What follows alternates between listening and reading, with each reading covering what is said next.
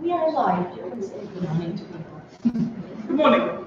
As those in the room have already heard, my name is Robin Webster.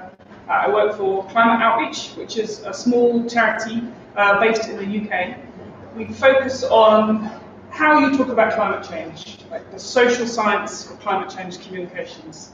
I just want to tell you, I'm a native English speaker and I speak quite fast, naturally. So if I go too fast, then tell me, because often I speak too fast for English people.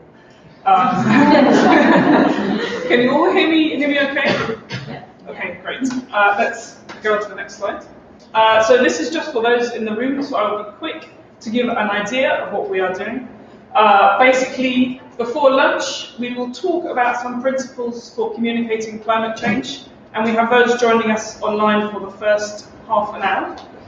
Then we will reflect together a little bit, watch a couple of videos, so think about different examples where people have tried to talk about climate change, when they are effective, when they are not effective, and also think about, in the projects that you're working on, how this is relevant for your work. And then in the afternoon, we will dive into 3 specific areas of climate change communication and think about them one by one, and again think about in our project groups. I won't speak too much about this now because it's not relevant for the webinar. So let's go on. So this is my organisation. We're based in Oxford in the UK. As I say, what we try and do is we try and make ourselves like a bridge between people who are doing research about climate change communications and people who are actually doing the practice. So there is 20 years of research about different ways to talk about climate change communications, but lots of it is sitting in academic books somewhere, and our idea is to try and pull that out, make it relevant so that we can all use it. We've been going for about 15 years. Should we get the next slide?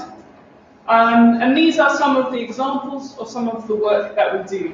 Last year we did a big piece of work which was related to people in the World Bank, thinking about at government level, how do you communicate carbon pricing? But then we also do work with grassroots groups, with people who are small campaigners. We have done work with the IPCC, thinking about how to talk about climate change. And most recently, done some work in Alberta in Canada, where we have run these big discussion groups. We call them narrative workshops, where people actually talk about themselves and their values, and then they use that as a starting point to start talking about climate change. And we can actually, because 20% of only a few countries in the world have dominated nearly all climate change communications. So basically, North America, the UK, Australia, some countries in Western Europe, this is where all the research is. And our idea is that we try and help people to do research in other parts of the world. So we are doing some work in Tunisia at the moment, we're doing some work in India, trying to make research somewhere else. So also I apologise, many of my examples are UK or American based. This is partly because we are UK based, but it's also because a lot of the work has been done in these countries. So I think this is how many people who work on climate change feel. I have been working on climate change communications as a campaigner, as a journalist for 10 years.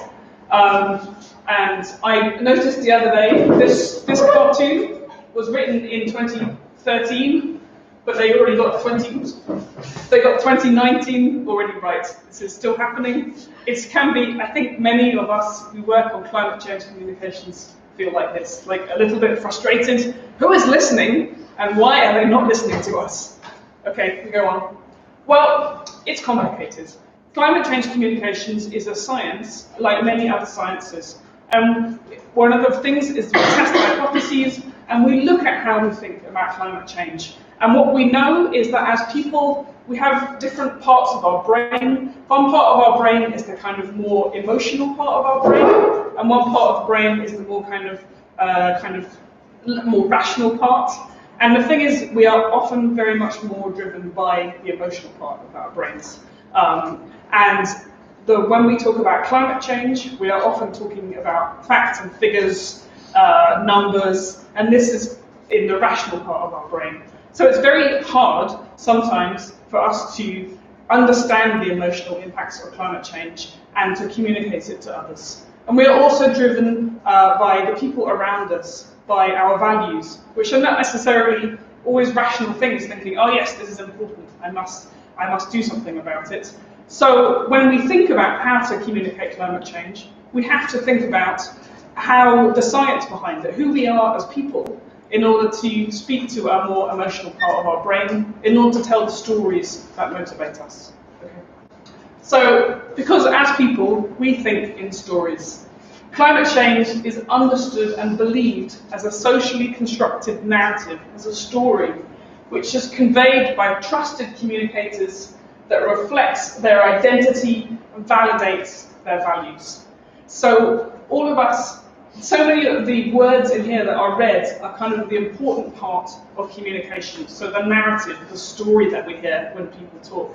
And often the story that we hear on climate change is a very negative story, or it's a very distant story. So like the story is, in 2050, something bad will happen somewhere else.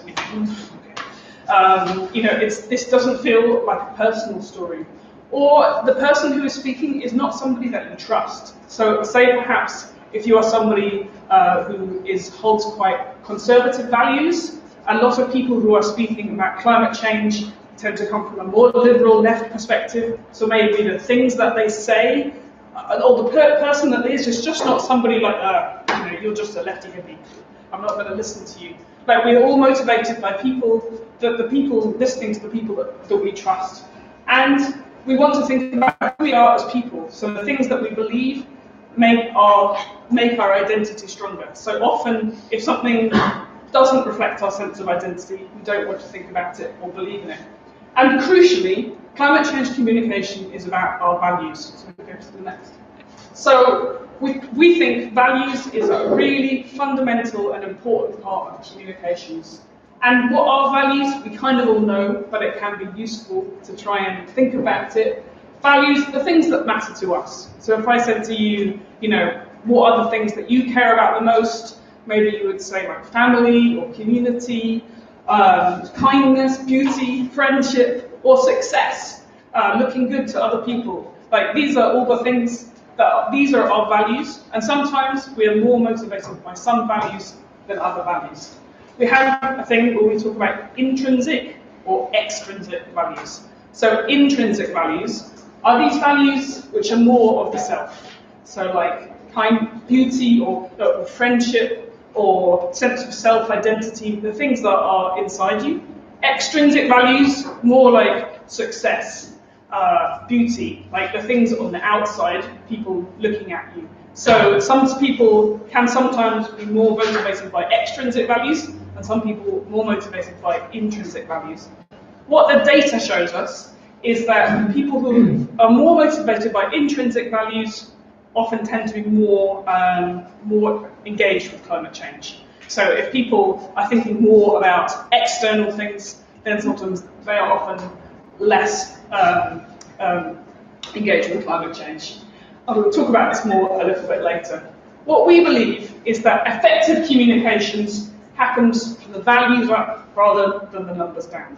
So it's not just always about, 15% by 2050. We actually have to think about who we are as people, what we believe in, and then take it from that point, and the communication goes from there. Okay, next slide. So this is a big example in the UK, which probably you all know about. It's a really interesting example. In the UK, we had this bus that was driven around, and the Leave campaign, the campaign to leave Europe, drove this bus around. We sent the EU 350 million a week. Let's fund the health service instead. Let's take back control. Now, the 350 million a week was a total lie. But actually, it was very, very effective communications. And I think particularly this phrase, let's take back control. Your sense of control, sense of having some control and ability to own your own life, is a very kind of emotional, values-based argument. Meantime, at the same time, people who were arguing that we stay in the EU were saying, we must have more money, we will definitely be much richer, talking a lot about financial stuff, and not really to our values. And also it was a very kind of security-based, kind of fear-based, it will be terrible if we leave you, it's trying to scare. The Leave campaign spoke much more fundamentally to really strong values. You know, yes, I want to control my life. I want a sense of identity. It was a much better campaign because they thought about people's values. Okay. So, how concerned are people around the world about climate change, and how much do we talk about it? So, I just want to do a quick little bit of engagement. Because we have the webinar, we're going to make this shorter than I would normally do. But my question to you is, in your lives, do you ever talk about climate change? Who do you talk to about climate change? What do you say? And maybe what are some reasons that people don't talk about climate change? And for those who are watching on the webinar, maybe just have a listen to what we say and have a think. Normally I would say talk to your neighbour, but because of the webinar, I would just ask, can one or two people give me some questions, give me some thoughts on this from the floor? And if you are on the webinar, you can ask a question, I think, by feeding, and we will see that as well. So is anybody in the room willing to just give me your thoughts on this question? Do you ever talk about climate change? Who does? And if not, why not? So I just open the floor to you. Yes. I'll start. I mean, yes, I do talk about climate change, but very carefully, because I also talk about it with my children. But that's a scary topic, and I find it one difficult to present, so I feel like I'm not really giving them the real information. So it's a problematic subject, but one I'd like to broach better. So just for the webinar, she's saying she speaks to the children, but it's a scary subject. So not really sure how to go there, and maybe having to be afraid that you're not saying enough because we're scared to say so. Just wonder if there's any more. Yes, at the back. I talk about climate change a lot. And full of campaigners. Why we not talking about climate change. I speak with colleagues and friends and with my children as well. And I think they talk a lot about climate change among them also, even the schools.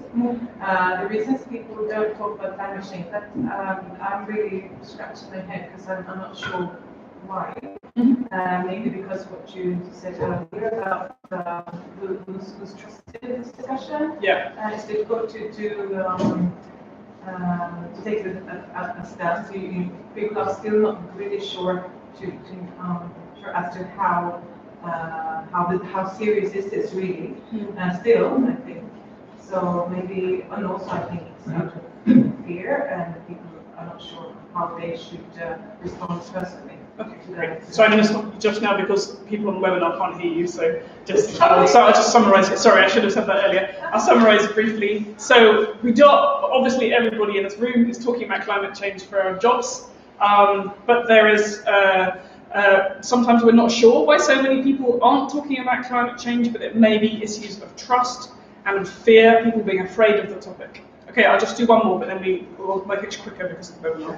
Yeah, I'm usually the really fun person over many glasses of wine at dinner parties who's going on and on about climate change. Everyone, I'm sure it's really fun. But I think that because the scale of the crisis we're facing can feel very overwhelming. Yeah. I think for some people it tends to make them shut down, or they feel like even they can't really see the immediate impact of small actions that they might take in their everyday lives. Yeah. So just to summarise that, it can feel a really overwhelming topic, and also it's very hard to make a relationship between our own small actions. I totally agree, like turning off and on a light and this huge kind of global scale issue. Okay, I'm just going to go to the next slide. So these are some of the reasons we think we don't talk about climate change. Sometimes some people are not convinced that it's happening, simply haven't had their education or have a strong belief that it's not happening. or don't think it's relevant to them. So, often a lot of this is framed as this is going to happen in another part of the world in the future, so you think, okay, well, not my life. Don't know enough about it, or, as you said before, don't like talking about something which feels really scary and frightening and negative. Or don't know what to do about it, so you can talk about something scary and then say, well, I don't understand how to respond. It's not really a fun conversation. Don't like feeling guilty, and this is something I think that I encounter in my life, is this feeling of like guilt. If I say what I do for a job, somebody will often say, I recycle. Good. Because it's like I become their conscience in human form. Or don't think, you think I care about this, but I'm not sure if my friends do, or who I'm talking to cares about it, so I won't talk about it. Actually, if you ask people around the world if they care about and if they are worried about climate change, they will tell you yes. Maybe if you look at the sort of somewhat worried, and you can see that virtually very, very high proportions are getting to the grey, are getting to at least somewhat worried.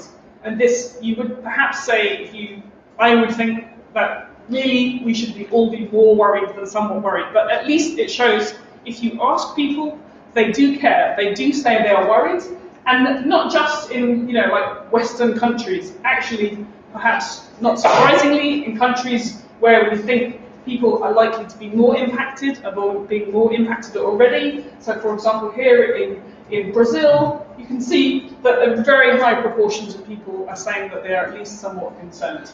And and you can see in Brazil there, like a very high proportion, up to 80%, saying they are extremely or very worried. Okay, go to the next point.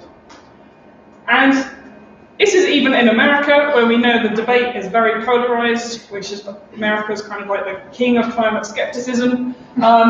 Actually, you can see this blue line, extremely, very, or somewhat important, is going up. People in America are getting more worried, even though they have a climate skeptic president. So it's not like there's just some parts of the world. Okay, next.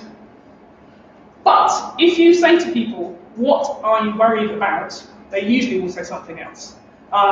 This data, I think, is from America in about 2015. So this is from, if you say to people, what are you worried about?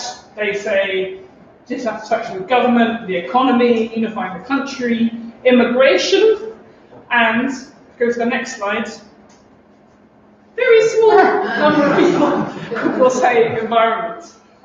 So it's weird. It's like people, if you say, do you worry about climate change? You say yes. And you say, what do you worry about? They say something else. Next. So I just wanted to put this in, as somebody referenced, that we are having a little bit of a moment at the moment. And I would be really interested actually to hear from you later how that feels in other parts of Europe, because in the UK, it's been a really big moment. For the last month, we've had a real shift in how much people are responding to and thinking about climate change. The media coverage went up, and it's been like quite a profound, and for me, quite like an emotional experience to suddenly see people, in the last month, I talked to my mum, I talked to my sister-in-law about climate change, they talked to me about it. It was crazy. But obviously the climate change big extinction rebellion, climate change protesting, this is obviously a UK-based event. David Attenborough is a very iconic UK-based environmental speaker who did a big program about climate change a few weeks ago, which was very impactful. So, of course, the UK story is not everybody's story, but the climate strikes, I know, are something which probably we'll all have heard of and all be aware of as something which is happening across Europe. Okay. So again, UK data, big, just big comment that it's just UK. But even so, these are some very, very recent polls in the UK showing changing attitudes to climate change. 63% agreeing we're facing a climate emergency. 69%, so more than 2/3 of young people in the UK agreeing with that statement. 66%, so 2/3, who are saying they're willing to make sacrifices for the planet as long as other people do the same thing. Now, this bottom one is the one that strikes me the most. We have a polling agency, and they ask people, what do you care about? What is worrying you? And in the last 18 months, the environment has been going from this very small strip to something bigger. So the number of people putting it in their top 3 issues has grown from like 9% 18 months ago to 17% and to 24%. This is all in the UK, but for me it shows maybe there are some shifts happening. So maybe we are starting to have more conversations in our lives, but this is just UK-based data. It's very recent, so it's so first of all, I'll talk about what doesn't work in communicating climate change. Just going to check the time. Okay. So go on. Communicating climate change is a really hard thing to do. And this is maybe because, first of all, as I said before, it's an issue which is very based on numbers, like the data, the projections come from scientists. So it's very technical, hard to understand, very numbers based. It's often about things which are very far away in time, and also far away in geography. So it's hard to feel emotional about that. Then also it's so overwhelming, as we said, such big things. Some people have even said that in our heads, we deal with climate change in the same way as we deal with death. Like it gets, this huge overwhelming thing is there, and you go, oh, okay. I won't think about it. Like I know it's the big scary thing, but it's too scary for me, so I'm just going to leave it. So it just leaves me to through. Okay. So the sort of bad ways to communicate about climate change, which often all of us have done, is this kind of very overwhelming and disastrous messaging. And this quote is from one of the narrative workshops that we did, where we showed people scary photographs of climate change. So just feeling like, I feel like it's too difficult, it's too hard. And one crucial thing about this is we can say negative things to people about climate change. We can cope with that, but the important thing is to try and pair it with something positive. Pair it with something you can do. Otherwise, people it's too much. Okay. A big distance. So if something is very far away, again, as I said, very far away in time, very far away in space. This rather fuzzy picture here, the pictures of climate change, these pictures of polar bears? Like, great, but polar bears, I do not see polar bears in my life. So it's something which is distant, nothing to do with me, okay? Just facts and graphs.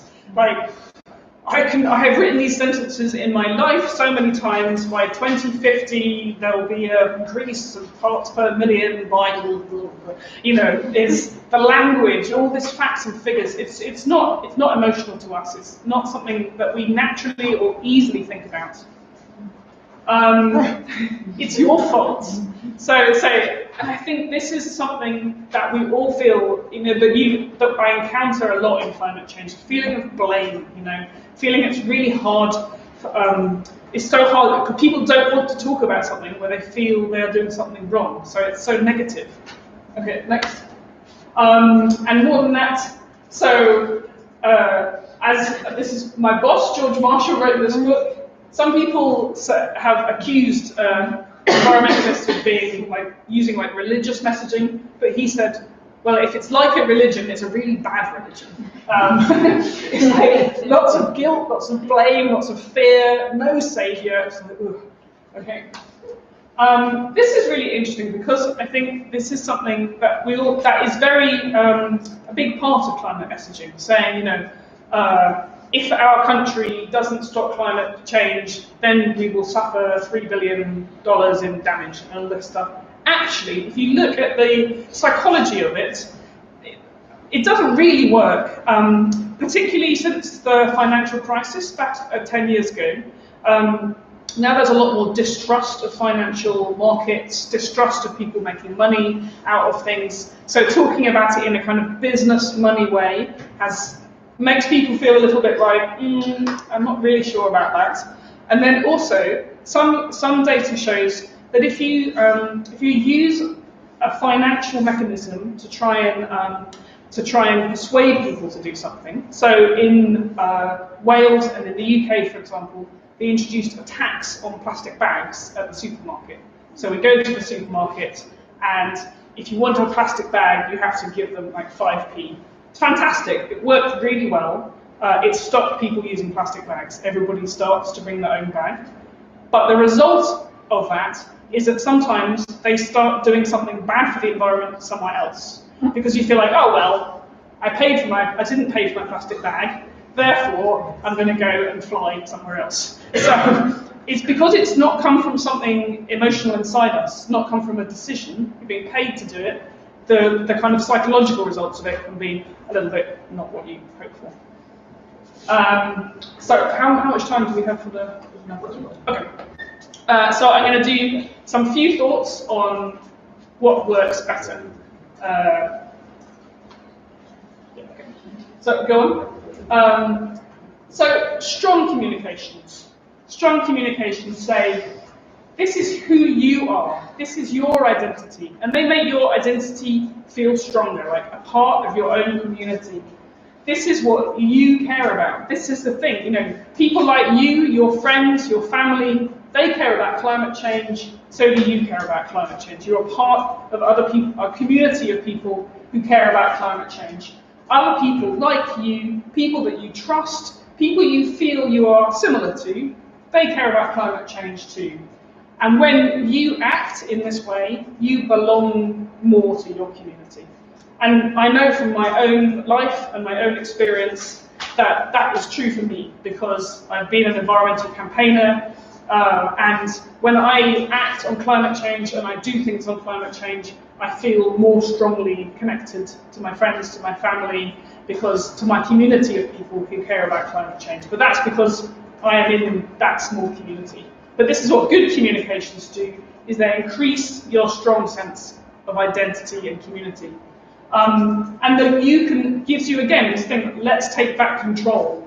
Gives you back control over the world. The world becomes more how you want it to be.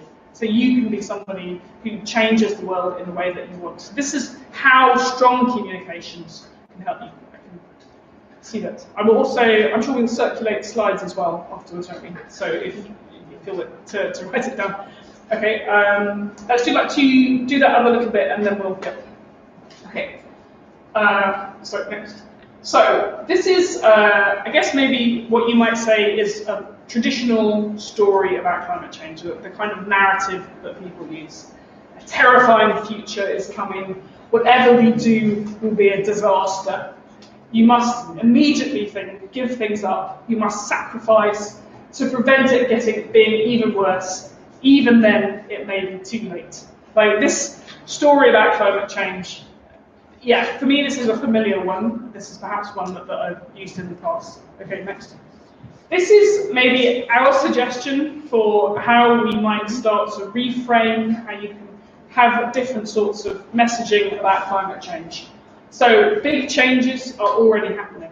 And this may be like in the world to accept that yes, climate change is already happening, but also that big changes are happening in the way that we want them to happen. So that renewables are already growing, people are already campaigning, things are happening that you can be a part of.